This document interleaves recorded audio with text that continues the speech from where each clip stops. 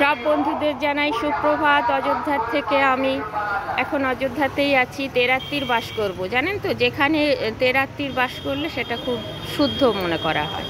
এই দেখুন, আমি যেটা বলতে চাইছি ওইটা হচ্ছে হনুমানগড়ি। আমাদের লোকেশনটা দেখুন, আমরা কোথায় আছি। ওই যে বুঝতে পারছেন, ওইটা হচ্ছে হনুমানগড়ি। ওই যে কালকে রাত্রিরে খুব সুন্দর গোটাটা লাইট বোঝা যাচ্ছিল, তো রাত্রিরে আর দেখালাম না।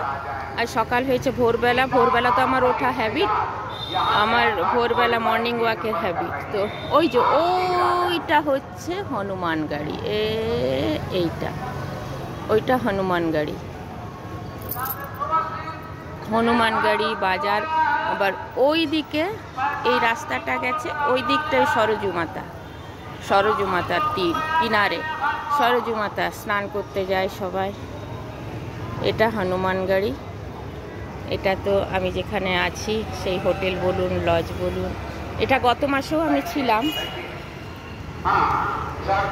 গত মাসেও আমরা এসেছিলাম, এখানে ছিলাম। তারা আমাদেরকে চিনতে পেরেছে, ভালো লেগেছে বেশ।